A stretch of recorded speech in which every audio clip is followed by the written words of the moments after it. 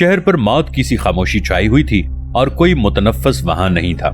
सिर्फ एक शख्स अमान तलब करता हुआ उनके पास आया और उससे मालूम हुआ कि बहर शेर के मुहाफिज यर्दगर्द के हुक्म से मदाइन चले गए हैं।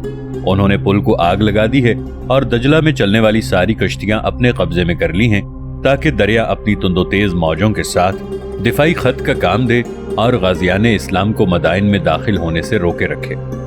मुसलमान आधी रात के वक्त बहर शेर में दाखिल हुए और उसी वक्त दरियाए दजला को उबूर करके मदाइन पर हमलावर होने के मुताल्लिक सोचने लगे, लेकिन वहां न पुल था न कश्तियां। मजबूरन वो किनारे पर आकर खड़े हो गए। मदाइन का बारौनक शहर उनकी निगाहों के सामने था और वो हैरत व इस्तेजाब की तस्वीर बने आंखें फाड़ फाड़ के उसे देख रहे थे। उन्हें यकीन न आता था कि जो कुछ उनकी आंखें देख रही हैं वो हकीकत है। दूसरे किनारे पर एक शानदार इमारत अजमत व शौकत के जलाल आफरी मुरक्के की सूरत में उन्हें दावत नज़ारा दे रही थी। ऐसी बुलंद इमारत मुसलमानों ने आज तक न देखी थी, जिसकी सफेदी को रात की घनी तारीकियों ने और निखार दिया था। जब रात के अंधेरे छटने शुरू हुए और नसीमे शहर की हल्की हल्की खुशगवार मौजें फजा में सरसराईं, तो इस मंजर की दिलकशी में जलालो रानाई से और इजाफा हो गया, जिससे फौजियों के सांस रुक गए। उनकी आंखें फटी की फटी और उनके मुंह खुले के खुले रह गए, जैसे मंजर की हैरत आफरीनियों ने उनके हवास पर कब्जा कर लिया हो। वो दरिया की तरफ कुछ और खिसक आए। इतने में जर्रार बिन खत्ताब भी वहां पहुंच गए और ये मंजर देखकर बुलंद आवाज में कहने लगे, अल्लाह अकबर, ये किसरा का कला सफेद है जिसका अल्लाह और उसके रसूल ने तुमसे वादा किया है। ये सुनकर चारों तरफ से तकबीर के नारे बुलंद हुए और लोगों को यकीन हो गया कि वो इस ऐवान के सामने है जिसका जिक्र मुद्दतों से शायरों के अशार और अफसाना तराजों के अफसानों में सुनते चले आ रहे हैं। वो सुबह तक अल्लाह अकबर के नारे लगाते रहे। दरिया पार करके इस ऐवान में दाखिल होने का शौक उन्हें बेचैन किए दे रहा था। उनकी ख्वाहिश थी कि इस शानदार महल में जाकर किसरा के अदीमुन नजीर तख्त के नजारे से अपनी आंखों और अपने दिल को आसूदा करें। उनका सरदार इस तख्त पर जलवा अफरोज होकर कलमा तौहीद बुलंद करे और इसकी सदाए बाज़गश्त महल के गोशे गोशे में गूंज कर इस हकीकत का ऐलान बन जाए कि अल्लाह ने अपना वादा पूरा किया। कुफ्र का परचम सरनिगों और अल्लाह का कलिमा बुलंद हो और अल्लाह इज्जत वाला हिकमत वाला है। किसरा का महल देखकर मुसलमानों का मुतहय्यर व मबहूत रह जाना कोई हैरानी की बात नहीं कि ये महल उस जमाने में अजायबात आलम में शुमार होता था। वो अपनी कदामत की बिना पर हैरत अंगेज नहीं था कि जिस वक्त की ये बात है उस वक्त इसको बने पूरी एक सदी भी ना हुई थी, बल्कि महल ताज्जुब उसकी अजमत और इसका जलाल था। इसे किसरा नौशेरवा ने 550 ईस्वी में बनवाया था और इसकी तामीर में रूमी और यूनानी फन्ने तामीर की तमाम नजाकतें सर्फ करा दी थी। इसके सामने का हिस्सा 150 मीटर से भी ज्यादा चौड़ा था और बुलंदी 40 मीटर थी। पांचों दालानों पर बड़े बड़े गुंबद उसकी अजमत और जलाल को ताज पहना रहे थे और उन अरबों के दिल में जो उन्हें देखकर अंगुश्ते हैरत दरदहान थे, ये ख्याल पैदा कर रहे थे कि न जाने इन गुंबदों में कितने खजाने भरे पड़े हैं। सदर दालान, जिसका गुंबद सबसे ऊंचा था, जिसकी मिसाल रुए जमीन पर न थी, क्या किसरा के तख्त और इसमें जड़े हुए पेश कीमत जवाहिरात की दास्तानें देवमालाई कहानी मालूम न होती थी। ये तख्त, ये ऐवान और ये महल सब के सब इस्लामी फौज के सामने थे। सिर्फ बीच में दरिया हाल था। फिर वो इस दरिया को उबूर करके ये महल और इसके नवादिर अपनी आंखों से कब देखेंगे। उधर मुसलमानों के दिल में ये ख्यालात मचल रहे थे और मदाइन का मंजर उनकी जिंदगी और कुव्वत की जोत जगा रहा था। उधर यज़दगर्द अपने ऐवान में परागंदा खातिर बैठा था और तरह तरह के वसवसे उसके दिलो दिमाग से खेल रहे थे। वो सोच रहा था कि दजले का चौड़ा चकला पाट और तेजोतुंद मौजें एक कुदरती कले की हैसियत रखते हैं, जिसके इस्तेहकाम में उस बर्फ को ज्यादा दखल है जो उनकी पहाड़ियों से बुलंदियों से, जिनसे आज़रबाईजान और मूसल निकलते हैं, पिघल पिघल कर दरिया के पाट को और वसी और इसकी मौजों को कफागी बना रही है।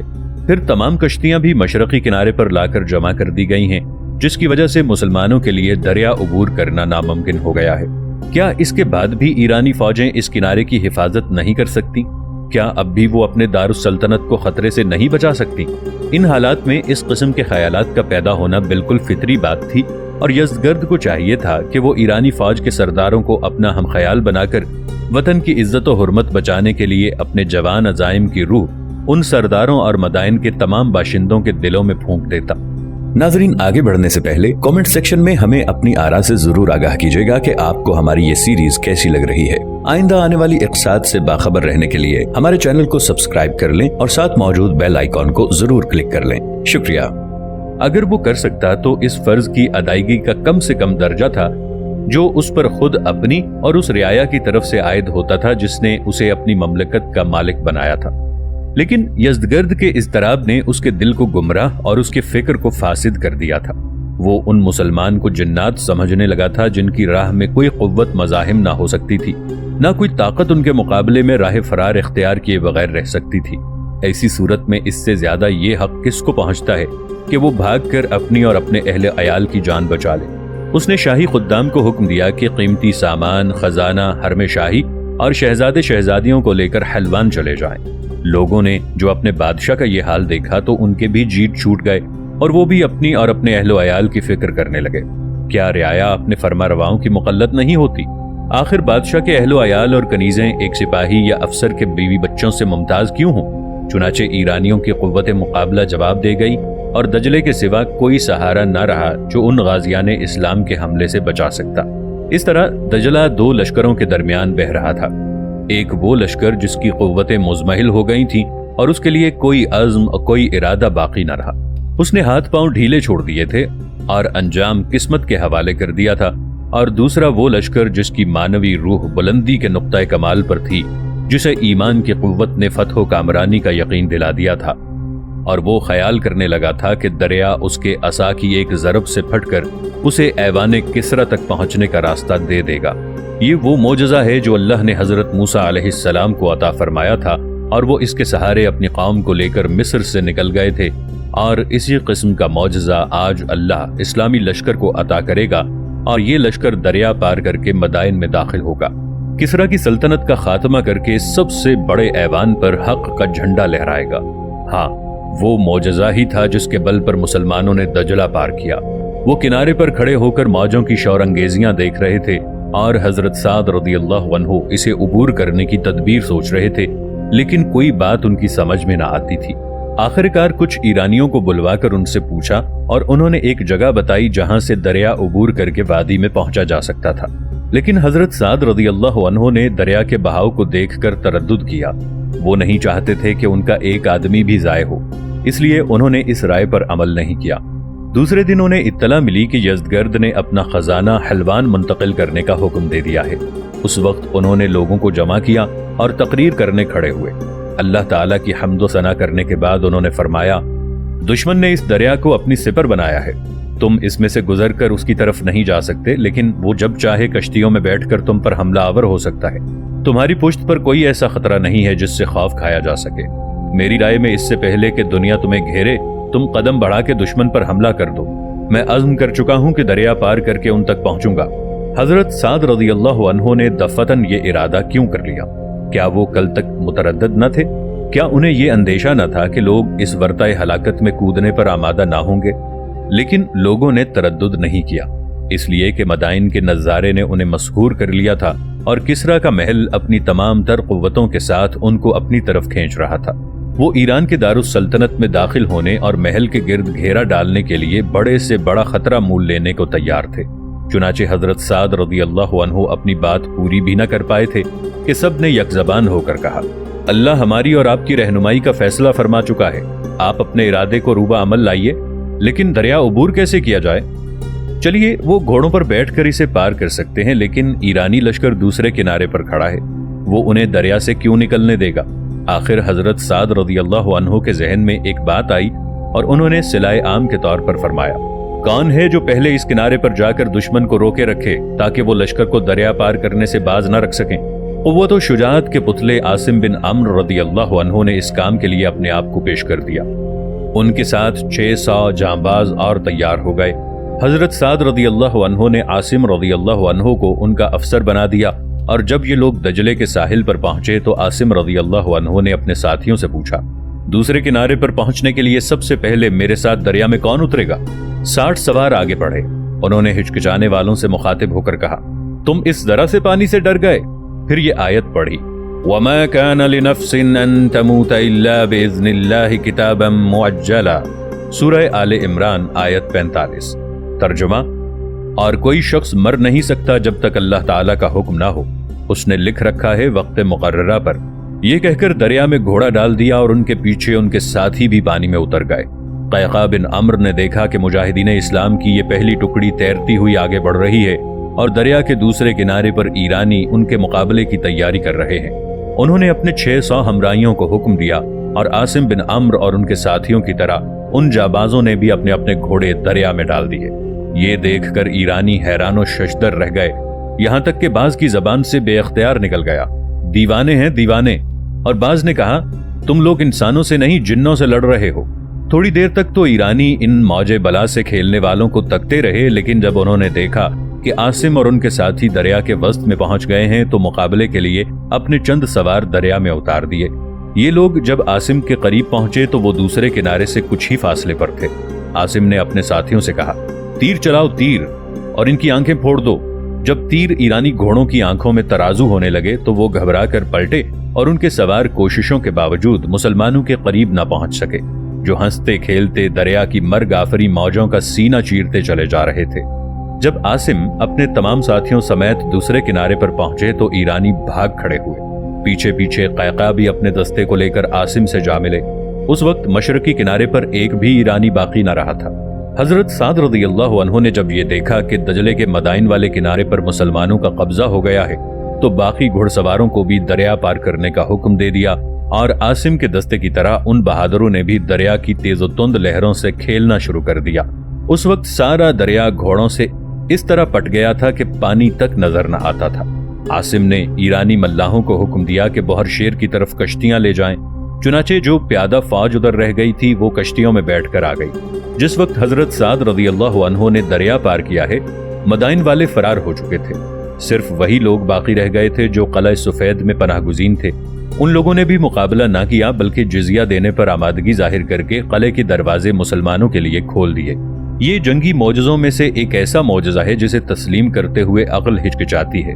चुनाचे इब्ने कसीर अल बिदाया व निहाया में इस वाक़े की तफसील बयान करने के बाद लिखते हैं, ये एक अजीम मारका, खतरनाक मरहला, कड़ी मुसीबत, रोशन खर्क़यादत और रसूल अल्लाह सल्लल्लाहु अलैहि वसल्लम का मौजज़ा था जो अल्लाह ने आप सल्लल्लाहु अलैहि वसल्लम के सहाबा के लिए रूनुमा किया था और जिसकी मिसाल न इस मुल्क में मिलती है न दुनिया के किसी और हिस्से में। ये एक इस्लामी मौर्रिख की इबारत है जो उन गैर मामूली कारनामों और इस बेमिसाल इक़दाम के नुक़ूश मुतरस्सम करते हुए हमारे और मौर्रिख के शऊर की सूरत करी करती है। क्या इन कारनामों को मौजज़े के अलावा और भी किसी नाम से ताबीर किया जा सकता है? वाकई कितना बड़ा मौजज़ा है कि आसिम रज़ियल्लाहु अन्हु और कैक़ा के दस्ते दरिया में घोड़े डाल देते हैं और उन्हें मौजों की बलाखेजियां डराती हैं, न दुश्मन की तीर अंदाजियां। लेकिन फतह का यकीन इंसान को इस बुलंदी पर पहुंचा देता है जहां नस्बुलैन की राह में जिंदगी और मौत के मानी एक हो जाते हैं। मुसलमान मदाइन फतह करने के लिए बेताब थे और इसे हर कीमत पर, यहां तक कि जान की बाजी लगाकर भी हासिल कर लेना चाहते थे। इसीलिए उन्हें देखकर ईरानियों ने कहा था कि हम इंसानों से नहीं जिन्नों से लड़ रहे हैं, और वो उन जिन्नों के सामने ना ठहर सके जो बिफरी हुई मौजों का मुंह फेर कर आए थे।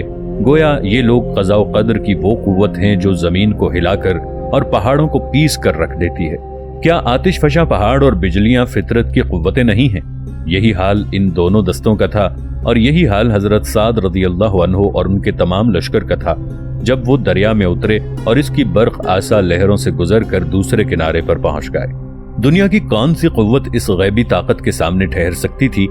और ईरानी जिनके कौवा मुज़महिल और जिनकी रूहें दरमांदा हो चुकी थीं, उसके मुकाबले में फरार के सिवा और कर भी क्या सकते थे? ये एक मौजज़ा है जिसकी मिसाल न इस मुल्क में मिलती है न दुनिया के किसी और हिस्से में। ये इब्ने कसीर के अल्फाज हैं। और अगर 14वीं सदी के अवाखिर में तैमूर लंग बगदाद पर हमला करते वक्त अपने लश्कर के साथ दरिया उबूर करके इसी किस्म के मौजज़ नुमा कारनामे का इजहार न करता तो कुछ लोगों को इसकी सेहत में शुबा रहता। बल्कि अल्लामा बलाज़री इस वाक़े का जिक्र बड़ी एहतियात से करते हैं और इसके साथ कुछ ऐसी रिवायतें भी टाँक देते हैं जो उनके नज़दीक सेहत से ज़्यादा करीब हैं। उनमें से एक अबान बिन सालिह की रिवायत है कि मुसलमान दजले की तरफ आए और उस वक्त पानी से लबरेज था और इतना लबरेज कभी नहीं देखा गया। जब उसके किनारे पर पहुंचे तो देखा कि ईरानी कश्तियां और वो तमाम चीजें जिनसे दरिया उबूर किया जा सकता था मशरिकी किनारे पर ले गए हैं और पुल जला दिया गया है। عبور کی کوئی راہ نہ پاکر حضرت سعد رضی اللہ عنہ اور مسلمانوں کو فکر ہوئی۔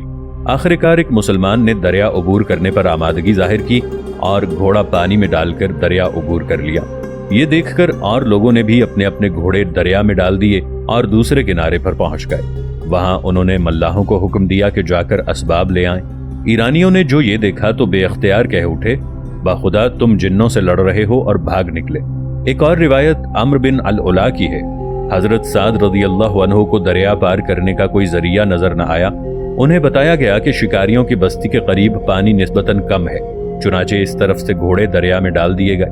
ایرانیوں نے انہیں روکنے کے لیے تیر برسائے، لیکن قبیلہ طے کے ایک شخص کے سوا باقی سب صحیح سلامت دوسرے کنارے پر پہنچ گئے۔ ان روایات میں جو احتیاط برتی گئی ہے آپ نے یقیناً اسے محسوس کر لیا ہوگا۔ اس سے یہ ظاہر ہوتا ہے کہ ان کے راوی ہماری اس روایت کو قبول کرنے سے ہچکچاتے ہیں، جس پر طبری، ابن اسیر، ابن خلدون اور ابن کثیر وغیرہ کا اتفاق ہے۔ لیکن یہ احتیاط نہ تو ہماری اس روایت کی تردید کرتی ہے اور نہ اس کی مخالف روایتوں کی تائید۔ یہ تو اس روایت کو عجیب سمجھنے والوں کے احتیاط ہے، جس سے صرف اتنا ظاہر ہوتا ہے کہ وہ اس کی صحت کے بارے میں مشکوک ہیں۔ لیکن اگر متشککین 14ویں صدی عیسوی کے اواخر تک زندہ رہتے اور انہیں معلوم ہوتا کہ تیمور لنگ نے بھی اپنے لشکر کو لے کر حضرت سعد رضی اللہ عنہ کی طرح دجلہ عبور کیا تھا، تو ان کی حیرت جاتی رہتی اور ان کے دلوں سے اس روایت کے متعلق تمام شکوک و شبہات مٹ جاتے، جس پر اکثر مورخین متفق ہے۔ بلکہ انہیں اس روایت کو تعجب انگیز سمجھنے پر تعجب ہوتا، اور وہ یقین کر لیتے کہ حضرت سعد رضی اللہ عنہ نے دجلے میں اپنا گھوڑا ڈال دیا اور ان کے پیچھے سارا لشکر دریا میں اتر گیا۔ وہ دریا میں اس طرح چل رہے تھے گویا زمین پر چل رہے ہوں۔ دریا کا پاٹ ان سے بھر گیا تھا اور گھوڑوں اور ان کے سواروں کے سوا پانی نظر نہ آتا تھا۔ دریا میں وہ اس طرح باتیں کرتے چلے جا رہے تھے جس طرح زمین پر باتیں کرتے چلتے ہیں، اور اس کی وجہ یہ تھی کہ ان کے دل سکون اور اطمینان سے لبریز تھے۔ انہیں اللہ کے حکم اور اس کے وعدے، اللہ کی نصرت اور اس کی تائید پر پورا پورا بھروسہ تھا۔ حضرت سعد رضی اللہ عنہ نے اس لشکر کی نصرت و سلامتی کے لیے اللہ تعالیٰ سے دعا کی اور اسے دریا کی موجوں کے سپرد کر دیا۔ اللہ نے اس کی حفاظت کی اور مسلمانوں کا کوئی آدمی یہاں تک کہ سامان بھی ضائع نہ ہوا۔ صرف لکڑی کا ایک پیالہ اس سامان کی رسی ڈھیلی ہو جانے کی وجہ سے جس میں وہ بندھا ہوا تھا دریا میں گر گیا، لیکن پانی کا بہاؤ اس کو بھی اسی سمت لے گیا جس سمت یہ لشکر جا رہا تھا۔ چنانچہ لوگوں نے اسے اٹھا کر اس کے مالک کے حوالے کر دیا۔ دریا میں حضرت سعد رضی اللہ عنہ کے ساتھ حضرت سلمان فارسی رضی اللہ عنہ تھے۔ حضرت سعد رضی اللہ عنہ فرمانے لگے، حسبنا اللہ ونعم الوکیل، خدا کی قسم اللہ اپنے حامیوں کو ضرور اپنی نصرت سے نوازے گا۔ وہ یقیناً اپنے دین کو غالب کرے گا اور لازمی طور پر اپنے دشمن کو شکست دے گا، بشرطے کہ لشکر میں کوئی ایسا تجاوز یا گناہ نہ ہو جو نیکیوں پر غالب آ جائے۔ حضرت سلمان رضی اللہ عنہ فارسی نے جواب میں کہا، واللہ ان کے لیے زمین کی طرح دریا بھی پامال کر دیے گئے ہیں۔ قسم ہے اس ذات کی جس کے ہاتھ میں سلمان کی جان ہے، جس طرح وہ دریا میں اترے ہیں اسی طرح صحیح سلامت دریا سے پار ہوں گے۔ اور حضرت سلمان رضی اللہ عنہ کے ارشاد کے مطابق انہوں نے بحفاظت تمام دریا پار کر لیا، نہ ان کا کوئی آدمی ڈوبا، نہ کوئی چیز گم ہوئی۔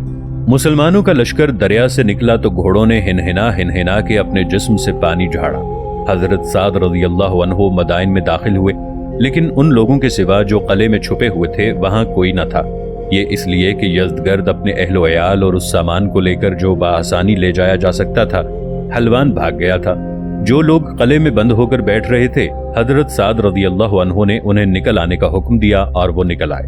اس کے بعد وہ اپنے لشکر کو لے کر قلعے میں داخل ہوئے اور کسریٰ کے عظیم الشان محل کے عجائب و نوادر کا ایک نظری جائزہ لیتے ہوئے اللہ تعالیٰ کے اس ارشاد کی تلاوت کی، کم ترکوا من جنات وعیون وزروع ومقام کریم ونعمة كانوا فيها فاكهين كذلك وأورثناها قوما آخرين فما بكت عليهم السماء والأرض وما كانوا منذرين۔ ترجمہ: وہ بہت سے باغ، چشمے، کھیت، پاکیزہ مقام اور نعمتیں چھوڑ گئے جن میں وہ عیش و راحت کی زندگی بسر کرتے تھے، اور اس طرح ہم نے ایک دوسری قوم کو ان کا وارث بنایا، پس نہ ان پر آسمان رویا نہ زمین، اور انہیں ڈھیل دے دی گئی۔ سورۃ الدخان آیت 25 تا 29۔